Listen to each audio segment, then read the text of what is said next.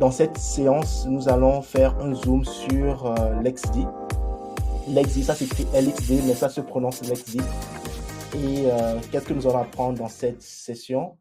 Tout d'abord, nous allons apprendre ce que c'est que l'XD, faire la différence entre l'XD et l'XI, parce que c'est souvent deux noms qui prêtent souvent en confusion, et faire aussi la différence entre Docker, un conteneur d'application, et l'XD, un conteneur système. Comprendre la différence entre une machine virtuelle et l'XD, parce que l'XD, en plus de gérer les conteneurs, permet de gérer ces machines virtuelles. Donc, il serait intéressant de faire la différence entre une machine virtuelle qui est gérée par un hyperviseur et une machine virtuelle qui est gérée par l'XD. Nous allons après explorer toute la partie interface graphique et voir comment y accéder parce que ce n'est pas évident, mais nous allons le faire ensemble.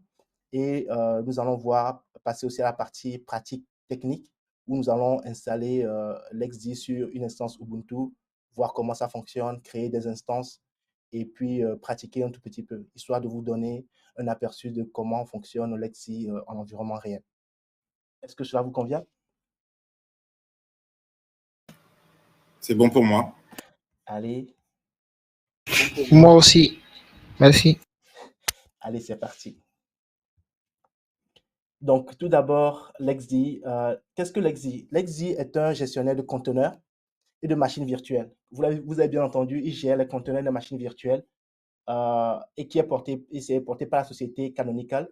Canonical est la société qui édite la distribution Linux Ubuntu.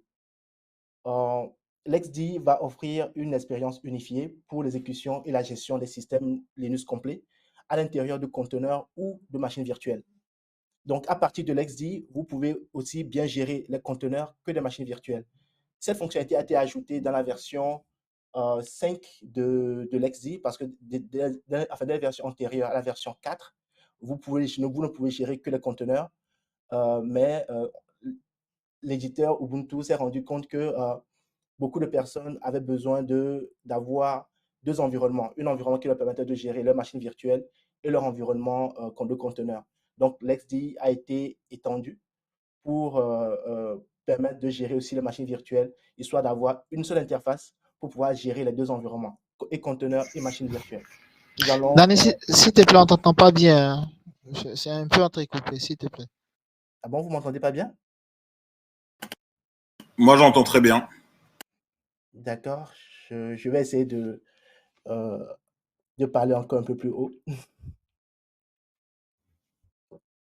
Donc, je disais que l'XI va supporter un grand nombre d'images et des distributions Linux, soit des images qui viennent officiellement d'Ubuntu, ou bien des images qui sont fournies par la communauté.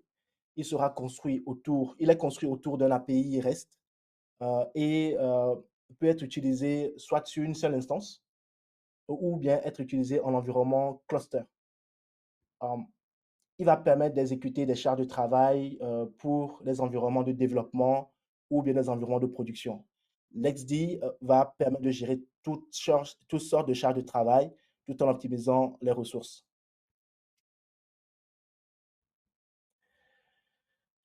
Donc, l'XD versus l'XI. Souvent, c'est deux termes qui prêtent souvent confusion, comme je vous l'ai dit tantôt. C'est deux implémentations distinctes de conteneurs Linux. Donc, nous allons expliquer ce que c'est que l'XI. L'XI ou encore Linux Container, c'est une technologie de virtualisation légère qui va permettre de faire fonctionner plusieurs systèmes Linux de manière isolée sur un autre Linux, sans faire toute la partie émulation de machines virtuelles traditionnelles comme émuler les disques, la mémoire, les interfaces réseau et le CPU. Quelle sera la particularité de l'XI? L'XI, sa particularité viendra de son interface utilisateur de bas niveau et l'isolation native qu'il va permettre de mettre en place. L'XI c'est aussi une suite d'outils et de commandes pour manipuler et gérer les instances. Ce sera des templates, des librairies et des liaisons de langage. Nous allons revenir sur chacun de ces éléments en détail. Concernant l'interface utilisateur de bas niveau, cela veut dire que l'XI va fonctionner de très près avec les noyaux Linux en utilisant les capacités natives pour isoler les processus et les ressources du système.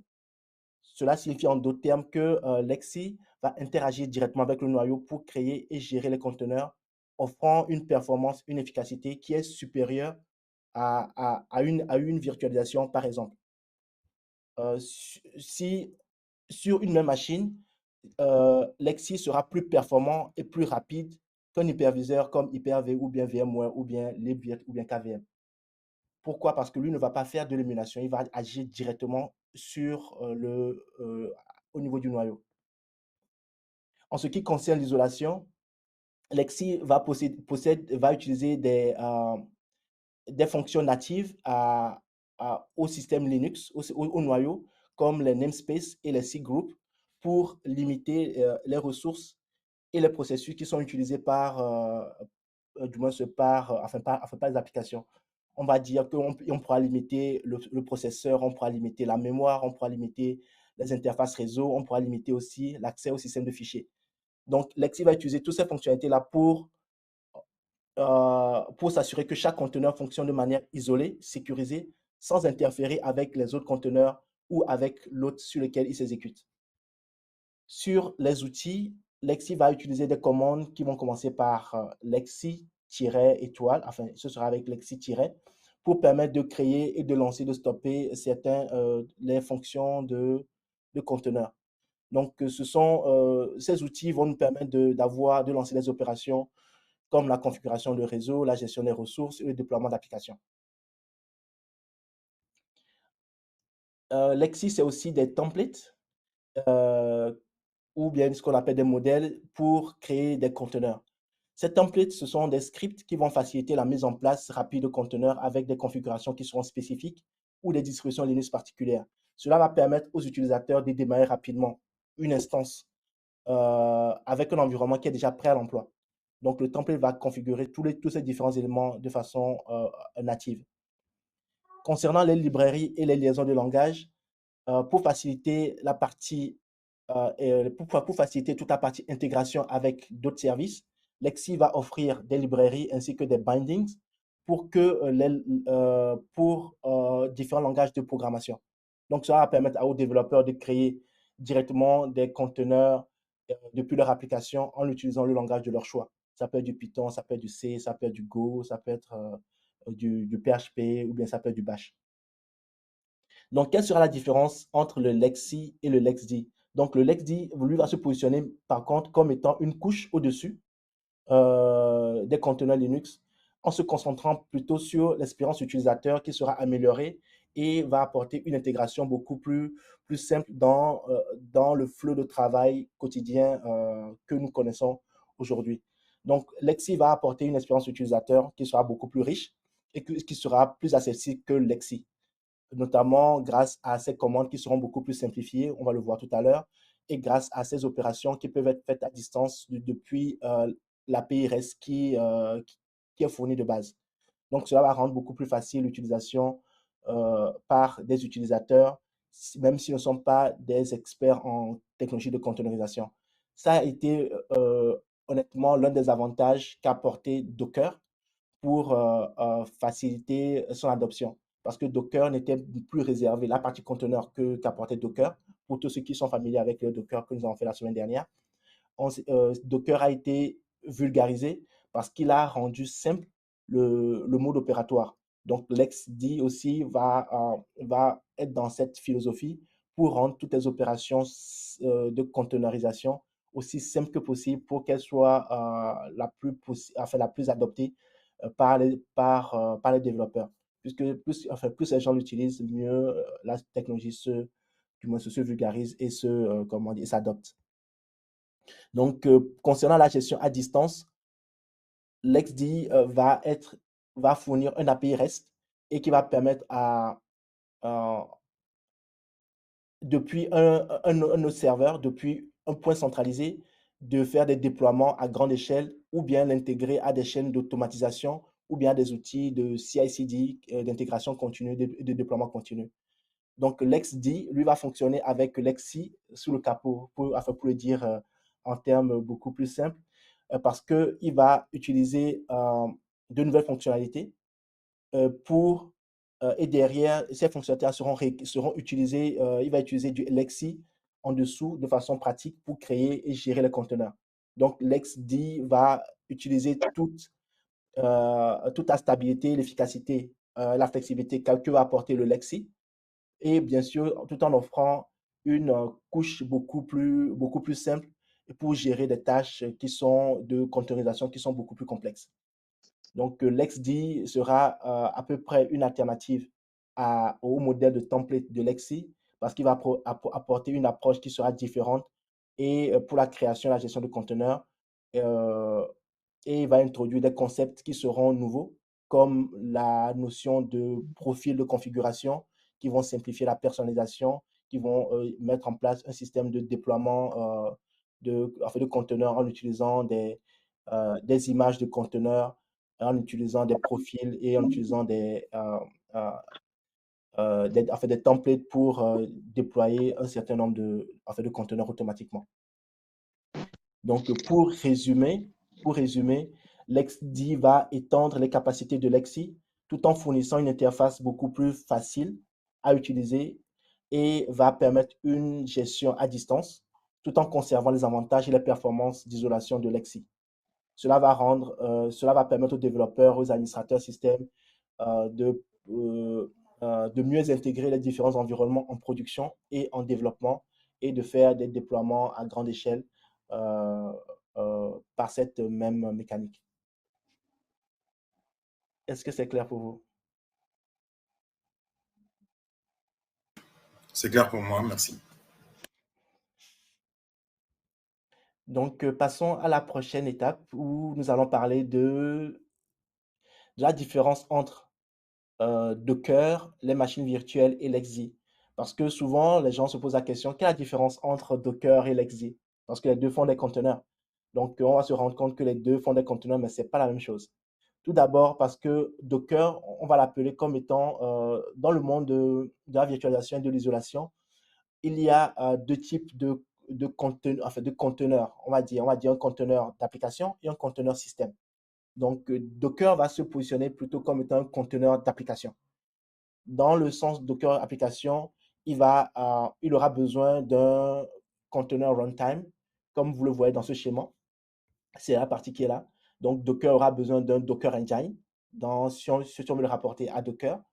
Et lui, il va emballer et exécuter un certain nombre une seule application et un seul service. Donc, Docker va lancer juste un seul service ou une seule application. Et l'idée, c'est de créer un environnement qui est léger, qui est portable, dont l'application a besoin pour fonctionner sans avoir à gérer tout le superflu logiciel que va apporter un système d'exploitation complet. Donc, il va faciliter le déploiement, la mise à l'échelle en assurant de manière cohérente que l'infrastructure peut être portée sur différents environnements. Ça, c'est ce que fait Docker. Contrairement à Docker, le conteneur système, lui, il n'aura pas besoin d'un conteneur runtime. Donc, lui, il va interagir directement avec le noyau de l'autre. Et l'idée, c'est qu'il va fournir un environnement qui va simuler un système d'exploitation complet. Comme vous l'avez vu, c'est Full OS complet, qui va permettre d'exécuter plusieurs processus et services comme si c'était sur des machines virtuelles ou bien si c'était sur des machines physiques ou dédiées. Cela va permettre de non seulement euh, de gérer et de déployer des applications, mais des services, des bases de données et des environnements qui sont beaucoup plus complexes. Cela va permettre de faire des tests d'intégration euh, pour, euh, euh, voir comment est-ce que certains services IT peuvent fonctionner et s'intégrer entre eux et interagir. Donc, ce ne sera pas seulement des systèmes de façon unique ou bien des services qui seront déployés, mais ce serait tout un système complet qui sera déployé. Donc, la principale différence, pour dire, entre le conteneur d'application et le conteneur système sera euh, sur comment dire, le conteneur d'application sera idéal pour les microservices et les architectures qui sont orientées services où chaque composant va fonctionner de façon isolée. Par contre, les conteneurs système vont être utilisés dans des scénarios où on aura besoin d'un environnement qui sera beaucoup plus riche pour simuler des infrastructures IT beaucoup plus complexes.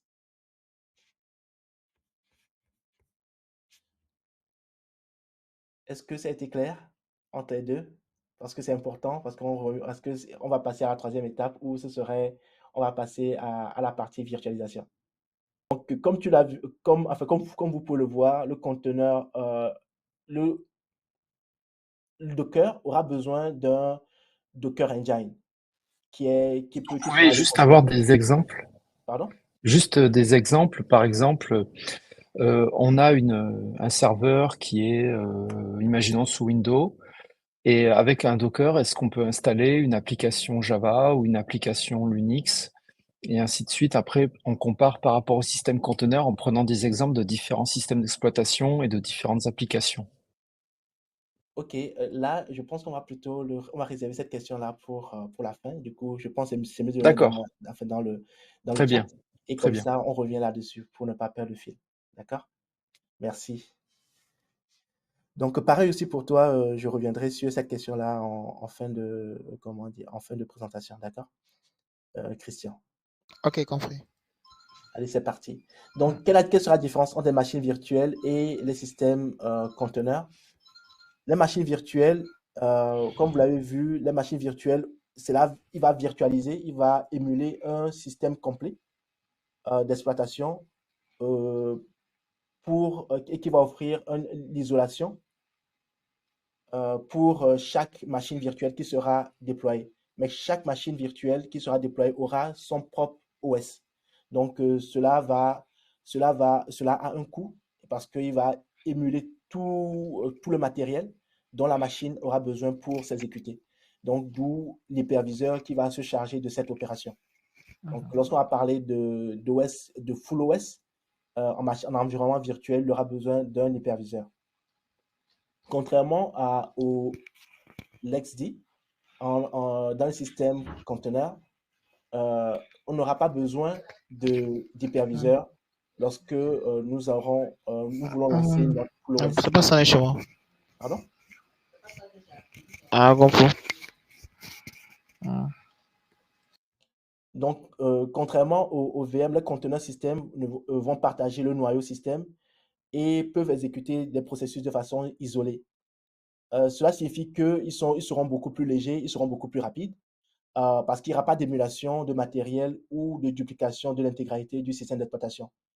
Euh, Maintenant, il faut prendre en compte, c'est que comme ils vont partager le même noyau avec l'autre, ils seront limités aux fonctionnalités et à la version du noyau qui est disponible sur l'autre sur lequel ils s'exécutent. Donc, vous ne pouvez pas faire des opérations qui sont autres ou bien qui seront différentes par rapport aux capacités de votre noyau Linux sur lequel vous êtes en train de lancer votre conteneur système parce qu'il va fonctionner directement avec le noyau. Donc, si votre noyau ne supporte pas un certain nombre de fonctionnalités, bien sûr, votre conteneur aussi ne pourra pas exécuter ce genre de processus-là. Donc, pour résumer, l'XD va offrir la flexibilité de choix entre les différentes technologies, entre la virtualisation et la containerisation. Donc, si votre application est compatible avec le noyau de l'hôte, et que vous cherchez une solution qui est efficace en termes de ressources, le conteneur système sera idéal. Par contre, si vous avez besoin d'un environnement qui est totalement isolé avec un noyau et des fonctionnalités qui seront spécifiques non disponibles sur l'hôte à partir de lequel vous êtes en train d'exécuter vous voulez exécuter votre opération, il va falloir passer à une machine virtuelle parce qu'elle sera beaucoup plus appropriée.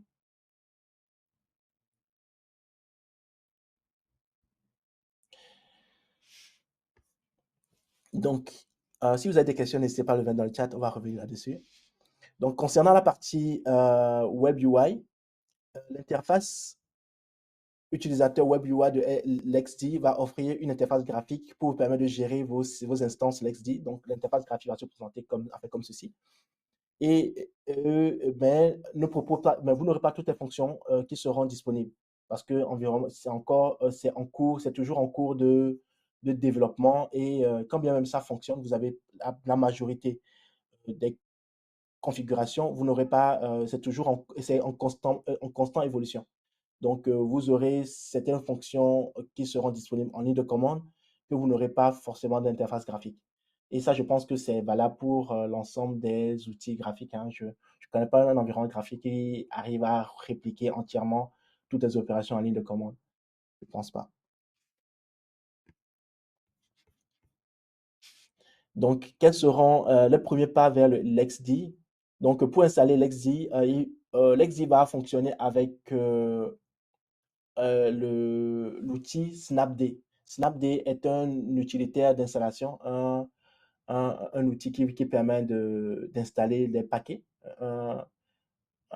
Et pour installer l'XD, vous faites juste le sudo apt install snapd pour installer snapd. Et pour installer l'XD, vous faites juste sudo snap install l'XD. Donc, nous allons lancer la partie initialisation de l'XD pour instancier l'XD. Donc, il va nous poser une série de questions.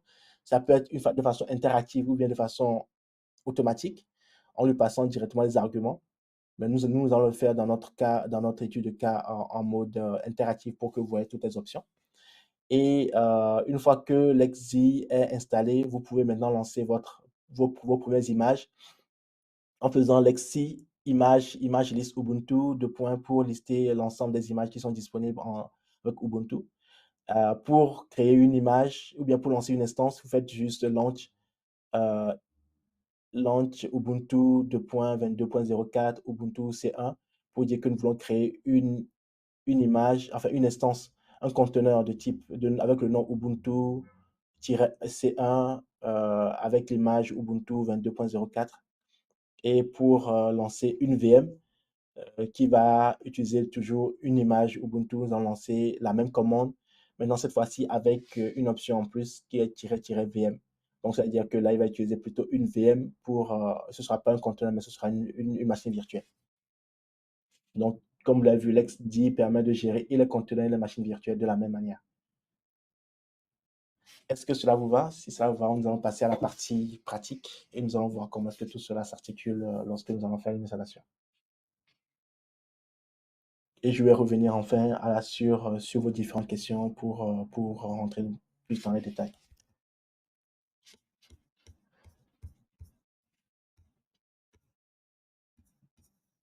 Donc là, nous allons nous connecter. Je vais vous montrer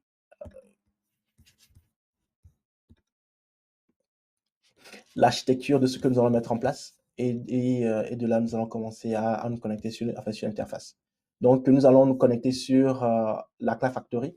La Cloud Factory est notre outil de déploiement de gestion d'environnement en cloud qui nous permet d'avoir nos instances et le déploiement qui sont faciles d'accès.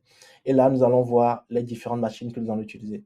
Donc là, nous allons créer une instance Ubuntu qui est là, que nous allons utiliser pour faire notre démo de l'XI. Donc, c'est sur la 100.100.20.63. Et nous avons aussi une instance Debian Desktop. Pourquoi Desktop? Parce que j'aurais besoin de vous montrer une interface graphique. Donc, nous avons déployé une Debian Desktop qui est là. Donc, pour vous montrer la partie console, donc là, je peux vous montrer la partie console. Voici la partie console de Ubuntu, de la partie Lexi, que nous allons utiliser pour déployer nos différentes instances. Sur la partie Ubuntu Desktop, voici la partie Ubuntu Desktop. Je peux vous montrer aussi l'interface en console qui est là.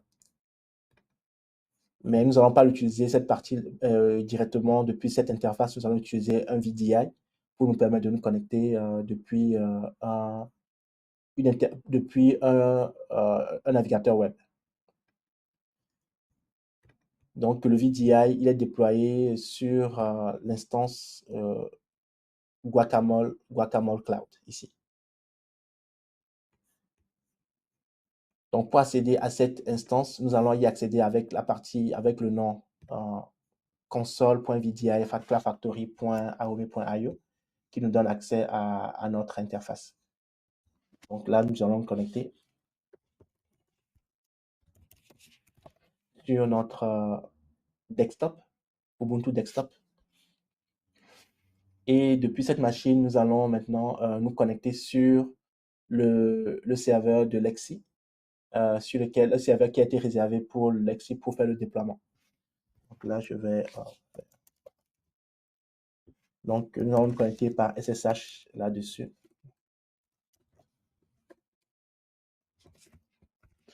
L'adresse était 100.100.20.63. Donc, il demande de nous authentifier. On se connecte. Là, nous sommes connectés sur l'interface de la machine avec notre compte route. Et là, nous allons faire un apt update parce que c'est une machine qui vient qui a été déployée tout récemment, donc n'a pas encore sa version de paquet qui est mise à jour. Et nous allons maintenant installer le Snapd. Le Snapd étant l'outil que nous allons utiliser pour installer notre LXD. Donc, apt install Snapd.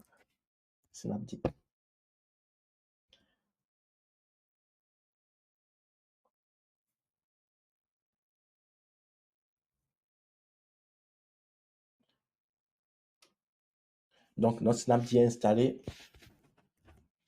Et là, nous allons lancer l'initialisation de notre Snapd. De notre LXD. Pourquoi j'ai dit Snapd? C'est notre LXD, excusez-moi. Donc, ce sera LXD init.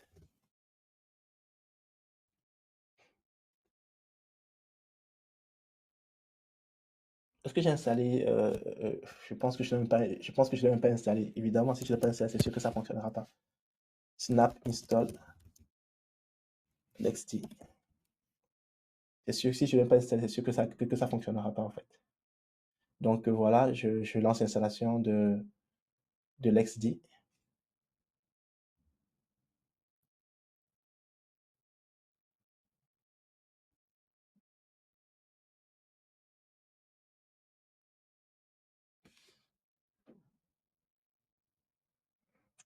Comme vous avez vu, c'est très rapide. Et là, je lance maintenant le LXD init. Donc le LXD init, il va nous faire, il va nous demander un certain nombre de processus. Il nous demandera si nous voulons faire une installation en mode cluster. Donc, si on veut mettre en place un cluster, on peut dire oui. Donc, il va l'intégrer dans un cluster existant. Donc, dans notre cas, nous allons prendre le default no. Donc, est-ce qu'on veut faire un pool de stockage? Est-ce qu'on veut créer un volume pour nos différentes instances que nous voulons créer? Donc, le pool de stockage sera, nous allons dire oui. Il va demander quel est le nom de notre pool de stockage. On peut lui donner un nom, on peut lui donner le nom pool 0, ou bien on peut l'appeler pool default, on peut lui donner le nom qu'on veut, ou bien on peut le garder par le nom default tout simplement. Là, il me demande quel sera le backend de notre pool de stockage. Est-ce qu'on veut du BTRFS, du Ceph? Est-ce que c'est un répertoire? Est-ce que c'est du LVM? Est-ce que c'est du ZFS? Donc, par défaut, il va proposer du ZFS, ce que je vais l'autoriser, ce que je vais accepter. Mais j'aurais pu lui dire non, n'utilise pas le ZFS, utilise un autre, un autre backend. Et ça peut être du Ceph ou bien du DIR ou bien du LVM. L'idéal, lorsqu'on fait vraiment du ZFS pour vraiment bénéficier de l'avantage du ZFS, c'est qu'il faut lui donner un volume, une partition qui est dédiée. Là, pour vraiment bénéficier du volume. Mais là, il va faire une émulation rapide, mais on peut l'utiliser en ZFS par défaut. Il dit, est-ce qu'on veut créer un ZFS pool? Donc, on dit oui. Et il me demande, est-ce que c'est une partition dédiée que nous voulons créer? Donc, non, ce n'est pas une partition dédiée, sinon on lui aurait précisé le chemin complet. Et là, il va créer un volume à l'intérieur de notre partition route dans laquelle il va utiliser le ZFS comme étant comme partition. Donc, il me propose 9 gigas. Donc, je peux lui mettre 20 gigas si j'ai envie, puisque la machine, je pense que je l'ai mis à 50 gigas. J'aurais pu lui mettre 20 gigas ou bien laisser la valeur par défaut. Là, il me dit, est-ce que j'ai envie de connecter au mass server? Le mass server, c'est l'outil de gestion qui est proposé par Canonical, qui permet de faire un déploiement un déploiement managé à partir de leur interface de gestion. Donc, ça fait, je pense que si je ne m'abuse pas, c'est Metal as a Service.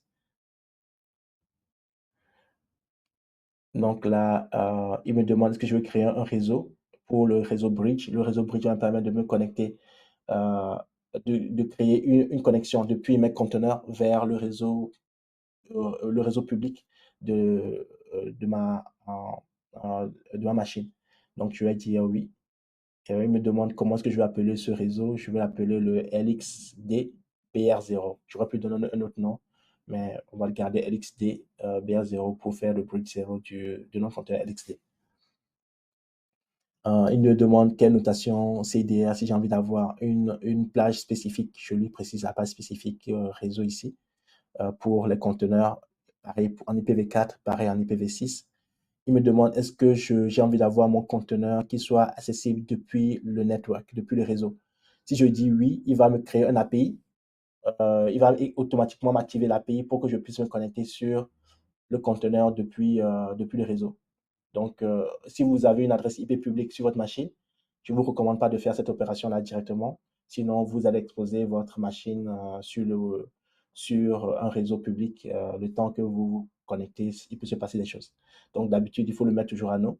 Mais après, on verra comment est-ce qu'on peut l'activer derrière pour activer cette fonction, puisqu'on aura besoin d'activer l'interface graphique. L'interface graphique aura besoin de l'API pour pouvoir, enfin du moins pour pouvoir exécuter les opérations de création des différentes instances. Donc dans un premier temps, nous allons faire non, mais nous allons modifier ça un peu plus tard. Il demande est-ce que je veux cacher les images automatiquement, je vais dire oui. Est-ce que je veux voir le contenu de ce qu'il a généré avant de l'exécuter, avant de passer à sa configuration? Je vais dire non, mais sinon j'aurais pu dire oui, il va me l'afficher et puis je verrai. Donc voilà comment est-ce que je configure euh, mon Lexi. Et là, je peux faire Lexi config show. Donc là, je n'ai aucune configuration spécifique, sinon il me l'aurait précisé ici. On reviendra là-dessus lorsqu'on va activer la partie graphique. Donc pour voir la liste des images qui sont disponibles, de façon, comme vous pouvez le voir ici, il me dit si j'ai pour créer mon premier conteneur, je vais faire Lexi launch Ubuntu 22.04, ou bien pour créer une machine virtuelle, je vais faire Lexi launch Ubuntu 22.04-VM. Donc, en faisant cette commande, telle qu'il me l'a présenté ici, je vais créer mon premier conteneur directement. Donc, voilà comment est-ce qu'il va télécharger l'image en routefs.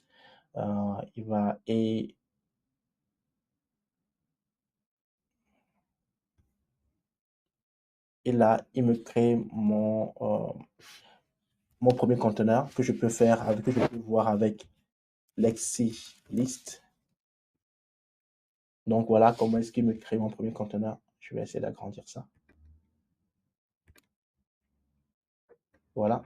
Donc il me crée mon premier conteneur, lui donne un nom aléatoire, puisque je n'ai pas précisé de nom. Si j'avais précisé le nom, j'aurais eu le nom directement. Et pour créer un autre conteneur en utilisant une machine virtuelle, je rappelle la commande et puis je dis -vm, tout simplement. Donc là, ce serait maintenant une machine virtuelle qui va me créer directement avec l'image directement. En fait.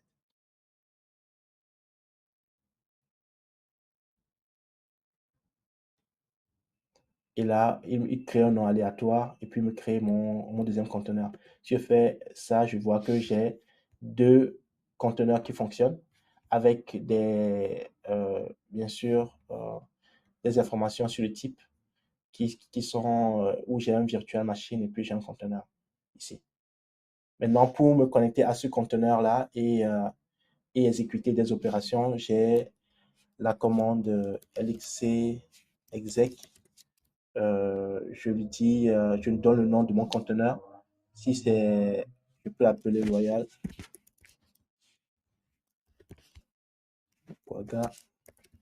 Et je rentre en bash, en fait. Donc, je fais -bash.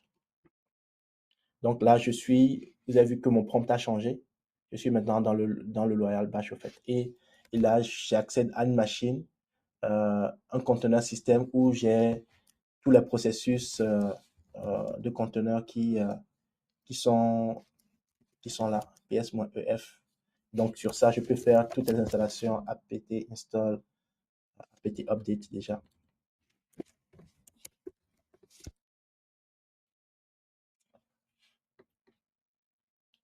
Mais là, je suis dans un conteneur, au fait. Et je peux faire aussi apt install nginx pour installer un serveur nginx, et ainsi de suite. Là, c'est vraiment un système d'exploitation complet auquel j'accède. Et je fais, donc, je fais elseoff i80 sur le port 80. Je peux voir que je viens de démarrer une instance web avec nginx sur le port 80 qui écoute. Ce que vous n'avez pas par défaut lorsque vous êtes en environnement conteneur d'application. Parce que là, il va falloir que vous émulez, que vous définissez un processus unique qui va lancer ce service-là. Alors que là, je peux avoir tous les services qui sont lancés sur n'importe quel port de ma machine du moment que le port est disponible.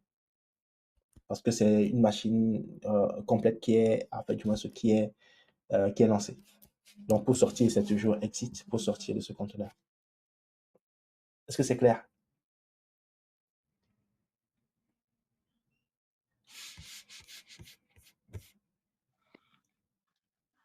Oui, Donc, c'est bon. pour lancer un conteneur qui sera un peu limité, je peux faire aussi la commande lxc launch. Non, c'est launch. Je peux faire, je peux dire que je veux lancer, je peux rappeler la commande déjà. Donc, au lieu de dire que là, je lance la machine, je peux dire que je vais appeler limited ici. Et je vais ajouter une config pour dire que je veux le limiter. Je vais limiter la machine là son CPU égal à 1.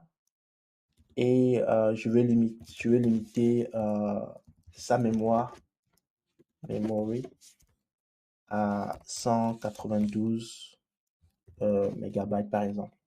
Là, en faisant cette commande, je dis que je vais créer un conteneur dont le nom sera limited, mais je veux que son CPU soit limité à 1 et que la mémoire de cette machine-là, enfin de ce conteneur, soit limitée à 192. Si je lance comme ça, ce sera un conteneur, mais si j'ajoute l'option comme ça, ce sera une VM. Donc là, je peux lancer un conteneur. Oups, je pense que j'ai oublié une commande. Est-ce que j'ai...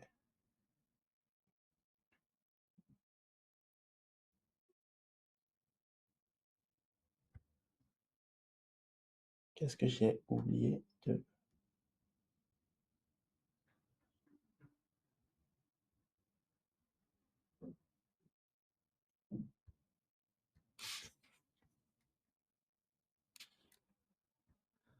J'ai bien mis le truc CPU, .v.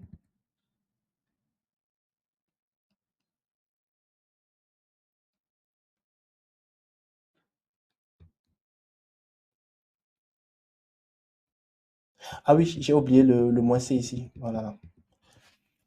Au fait, pour chaque configuration, il faut ajouter enfin, le -config, au fait. Soit le -config ou bien le "-c". Voilà. Voilà. Euh, J'avais oublié le -config. Voilà. Donc, du coup, si je relance mon liste, voilà, j'ai mes deux instances, enfin, mon instance que je viens de créer aussi, qui est limited, mais qui, lui, il aura la configuration qui est limitée à un CPU et une mémoire à 192. Donc, voilà comment est-ce que j'accède, je crée mes différentes instances. Maintenant, nous allons passer à la partie où nous allons activer l'interface graphique pour pouvoir gérer ce LXC. Donc, pour activer l'interface graphique, là, nous allons lancer une série d'opérations. Nous allons faire, par exemple, snap, set, LXD, et nous allons activer l'interface graphique, au fait. Donc, on va faire UI enable égale à true. Cette commande-là va me dire que nous voulons activer l'interface graphique sur l'instance de LXD. Si je ne faisais pas cette opération, je pourrais activer que le API REST, mais pas, je peux me connecter avec l'interface graphique. Donc, cette commande elle est très importante si vous voulez lancer l'interface graphique. Mais ça, vous ne le faites que sur la machine à partir de laquelle vous voulez lancer l'interface graphique, pas sur toutes les machines. Sinon, vous allez avoir l'interface graphique sur toutes les machines, ce qui n'est pas forcément l'objet de votre opération. Parce que depuis un seul point, vous pouvez manager plusieurs instances de LXD. Donc là, nous allons activer que cette interface graphique que sur cette instance-là. Donc là, j'active l'interface graphique. Et là, je vais faire un restart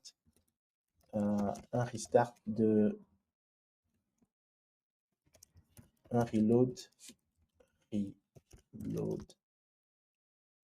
LXD. Donc, je reload le LXD et maintenant, je vais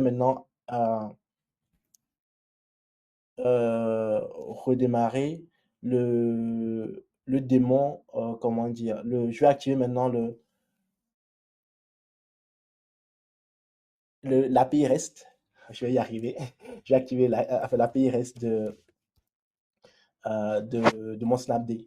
Donc, LXD config set. Là, je vais faire set core.https address. Et là, je vais dire que je veux activer sur le port 8443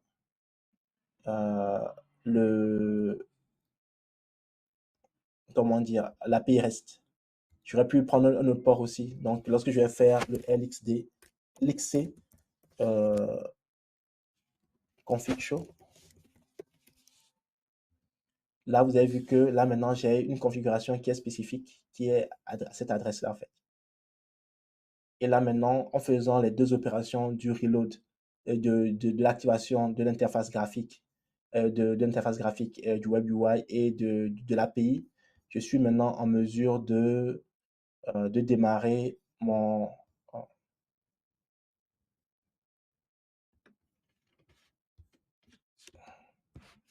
C'est plutôt 63, non, si je ne me trompe pas.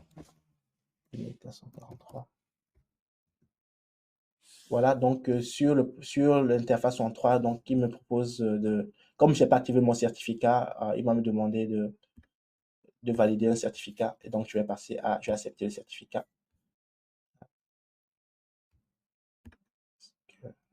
Voilà. Donc là, je vais me connecter sur l'interface graphique où il va me proposer de faire une série d'opérations, en fait. Donc là, comme il va m'autoriser à me connecter que si j'ai un certificat valide. Donc, pour ce faire, je vais lui demander de créer un certificat. Donc, je vais faire create new certificate. Il va m'aider à faire les différentes opérations de bout en bout. Donc, si vous exposez votre serveur directement, vous risquez d'avoir une personne qui n'est pas autorisée. Il aura accès à la même configuration. Donc, cette partie-là doit être réservée uniquement à la partie administration. Et puisque vos licences conteneurs, vous pouvez du moins y accéder sans activer l'interface graphique. Donc là, il me demande de générer le certificat. Donc, je vais générer le certificat déjà ici. Donc, je peux lui mettre un mot de passe ou ne pas le mettre. Donc, dans un premier temps, lorsque vous êtes en environnement macOS, il est important de mettre le mot de passe parce qu'il ne va pas vous laisser importer un certificat si vous n'avez pas le mot de passe. Mais en environnement Linux et Windows, ils sont beaucoup plus tolérants. Ils vont vous laisser importer un certificat même si vous n'avez pas le mot de passe. Est-ce que c'est déjà clair? Parce que là, vous êtes silencieux, je ne sais pas si tout le monde m'entend ou si tout le monde voit bien ce que je suis en train de faire. Très clair. Parfait. Donc là, nous n'allons pas mettre le mot de passe. On va le laisser en mode on va skip. Et il va générer le certificat. Donc voilà, le certificat a été généré. Il me demande de le télécharger. Donc je vais lancer le téléchargement du certificat. Donc il va me télécharger le certificat et qu'il appelle LXD-UI 100.100.20.63. Et ce certificat-là, je dois maintenant l'uploader sur le serveur, puisque ça, je l'ai récupéré sur ma machine, sur la machine cliente, donc sur mon Ubuntu Desktop. Alors que là, moi, je dois l'uploader sur le serveur 100.100.20.63 pour pouvoir exécuter maintenant la commande qui est là, qui va lui dire de faire confiance à ce certificat. Donc, c'est ce que je vais faire. Donc là, je vais ouvrir peut-être un nouveau terminal ici. Et là, le fichier est dans le dossier download qui est là. Et là, ce que je vais faire, je vais juste faire un SCP de download LXC. Voilà, maintenant que je mets en tant que route sur la 100.100.20.63, que je vais mettre dans le. Je vais le mettre à la racine directement. Et voilà, le certificat est copié à la racine. Et là, maintenant, en revenant sur ce terminal, je dois pouvoir voir le certificat puisque je suis à la racine. Si vous voyez, je vais faire ça. Donc, je suis à la racine. Donc là, je peux voir le certificat. Maintenant, je vais juste lancer la commande qui va me permettre d'importer ce certificat qui est là, qui va me faire du LXC add. Et puis, je vais mettre le nom du certificat. Puis, ce serait du. Voilà, en fait. Donc là, je viens d'uploader ce certificat. Et une fois que ce certificat a été trusté, maintenant, je vais télécharger le certificat client pour mon Firefox pour que je puisse me connecter sur ce serveur, enfin, sur cette instance. Donc, je vais télécharger mon certificat client ici, que je vais importer dans mon magasin de certificats. Donc, je clique sur télécharger. Donc, je télécharge le certificat PFX. Et là, maintenant, je vais ouvrir mon navigateur à l'adresse là.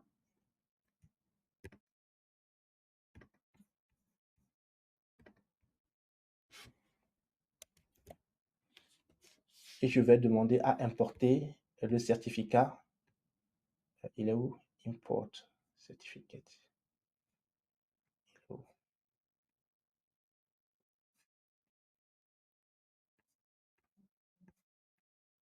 Voilà, attends, je pense que je vais trop vite.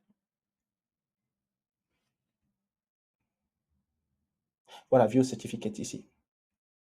Dans la partie View Certificate, je vais aller dans la partie Your Certificate ici et je vais importer mon certificat et que je viens de télécharger qui est dans le download ici.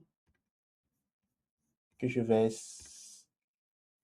Et là, si j'avais mis le mot de passe, j'aurais remis le mot de passe ici. Mais comme je n'ai pas mis de mot de passe, donc je peux juste accepter. Donc là, je viens d'avoir mon certificat client qui est disponible à cet endroit. Maintenant, une fois que cette opération est OK, je dois pouvoir maintenant redémarrer comme il a dit, une fois que tout est bon, il faut redémarrer le navigateur. Donc, moi, je vais juste fermer le navigateur et je vais le relancer tout simplement. En le relançant et puis en revenant sur l'adresse .63 en HTTPS. Non, là, je passe en HTTP là. HTTPS. Et là,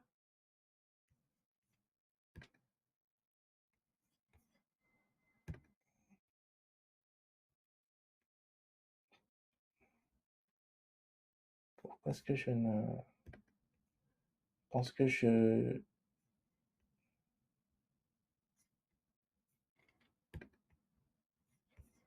il s'est trompé de certificat parce que je lui ai dit de faire toujours confiance à l'autre certificat. Il n'a pas le bon certificat. Donc, je vais lui dire d'utiliser le certificat que je viens de créer. Donc, je vais lancer, parce que dans mon magasin, j'avais un autre certificat que je vais enlever du coup. Il est où? Il est là, Settings. Est-ce que je peux l'avoir ici? Je vais enlever le certificat tout simplement pour éviter toute confusion. Donc, je vais enlever tout le certificat qui est là. Je vais juste le supprimer.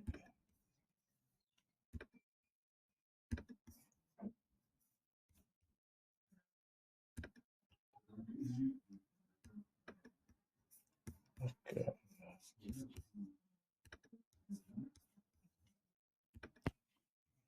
je referme et je relance tout simplement.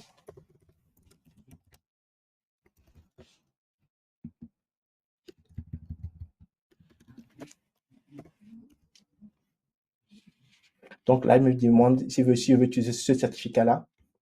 je vais dire oui d'utiliser, puisque j'avais avant coché cette option en fait. Donc là, je viens il fait confiance à ce certificat, donc il m'authentifie. Et là, vous pouvez voir que j'ai maintenant accès aux 3 machines que je viens de créer, aux 3 instances, la VM et puis les 2 conteneurs. Donc, pour chaque instance, j'ai à gauche des menus pour voir les différents profils dont je vous ai parlé, qui sont des profils fournis par le LXD pour gérer les différentes identités que je peux avoir, les réseaux qui sont disponibles.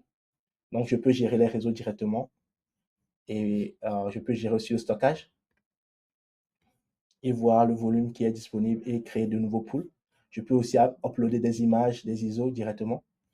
Je peux avoir la partie images, les images que j'ai. Je peux voir aussi la configuration et ajouter des opérations de façon par défaut. Et si j'ai besoin de mettre en cluster, je peux voir aussi la partie cluster. Et si voir comment est-ce que ça se met en place. Si j'ai un cluster, je peux voir les opérations qui sont en cours et faire du work. Enfin, bref, j'ai une interface graphique où j'ai des fonctions qui me permettent de manager mes différentes instances. Donc, je pourrais maintenant même connecter sur mes différentes instances comme ça et créer des snapshots, voir la configuration de chaque instance, le taux d'utilisation de la mémoire, le réseau et voir la configuration. Je peux aussi les modifier au besoin, créer des snapshots. Bien sûr, toutes ces opérations, je peux les faire manuellement. Hein. Donc, mais je peux aussi aller en mode console et puis faire des opérations ainsi de suite. Et si j'ai démarré une interface graphique en mode console, j'ai accès à la partie console graphique, qui peut être graphique ou bien en mode texte. Je peux attacher les images, je peux passer en mode full, je peux voir aussi les logs directement. Donc voilà comment on accède à l'interface graphique de LXD, qui peut être super intéressant si vous n'êtes pas très familier avec les lignes de commande. Donc, vous avez cette interface graphique. Une petite manipulation à faire au début pour pouvoir configurer cette instance et une fois que c'est configuré, tout est bon. Mais il vous donne quand même toutes les instructions de bout en bout pour pouvoir suivre le process et pour ne pas vous tromper. Donc, voilà.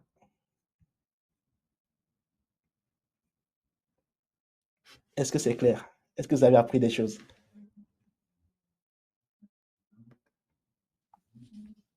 Beaucoup. Parfait. Oui, bien sûr. Donc là, je vais passer à la partie. Donc, que retenir?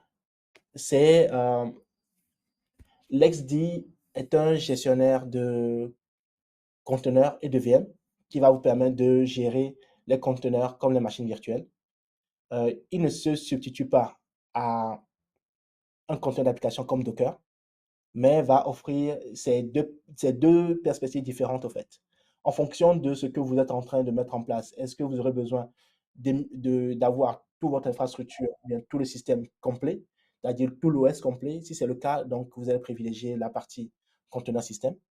Si vous avez besoin juste d'avoir un environnement qui est, comment on dit, qui est très simple, juste une application, un environnement hyper, comment dire, que vous pouvez déplacer en différents environnements.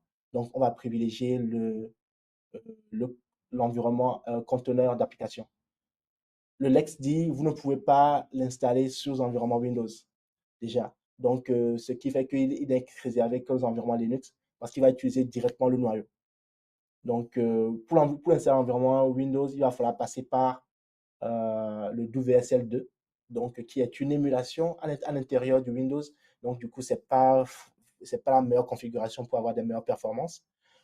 Donc, c'est en fonction de votre OS et de votre environnement, vous allez choisir soit la partie conteneur d'application ou bien soit la partie machine virtuelle ou une application, un conteneur de système pour pouvoir gérer vos environnements. Mais c'est intéressant de comprendre les 3 environnements, les 3 modes de fonctionnement, VM, conteneur d'application et conteneur système, pour pouvoir faire des choix judicieux parce que l'idée, c'est d'être autonome et de pouvoir déployer facilement vos environnements en environnement d'automatisation en CI/CD et pouvoir réitérer, répéter un certain nombre d'opérations avant de les passer en production. Donc, pour créer ce genre d'environnement, comme je vous l'ai dit dans la formation dernière, euh, le cloud, ce n'est que conteneur et vous ne pouvez pas vous en passer. Le conteneur euh, devient aujourd'hui une norme. Donc, il faut connaître tout l'écosystème des conteneurs, dont LXD fait partie d'un environnement de conteneurs que vous ne pouvez pas ignorer. Donc, voilà. Donc, nous allons passer à la partie questions. Donc, je vais prendre les questions qui sont posées.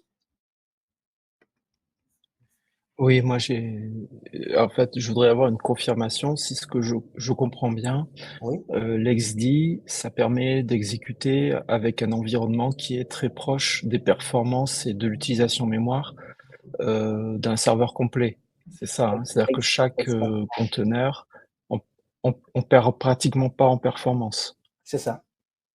C'est ça. Parce qu'il va fonctionner D'accord, directement avec le noyau et il n'y aura pas besoin d'émuler un environnement d'OS matériel, ainsi de suite. Il va fonctionner directement avec le noyau et là, vous aurez les performances proches de la machine elle-même avec laquelle vous travaillez, au fait. Alors que si vous passez en environnement d'accord. virtuel, il y aura émulation de tout le matériel, de la mémoire, du CPU, du disque. Et là, en fonction de l'outil de virtualisation que vous utilisez, il peut y avoir des pertes ou bien des problèmes de performance. Donc, quel que soit les cas, LXD ou bien LXC sera beaucoup plus rapide qu'une machine virtuelle.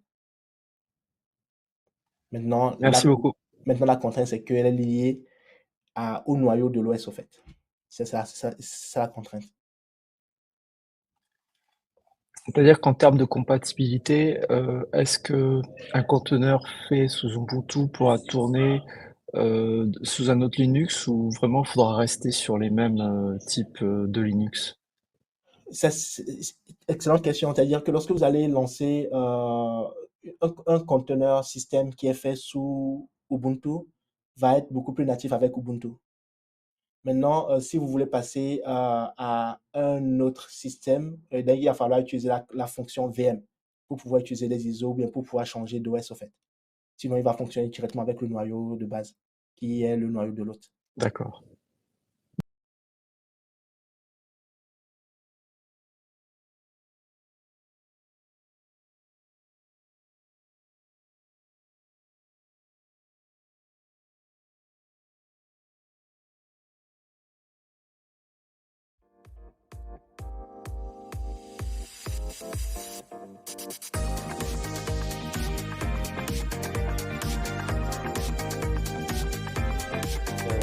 Merci de votre présence, merci de votre temps.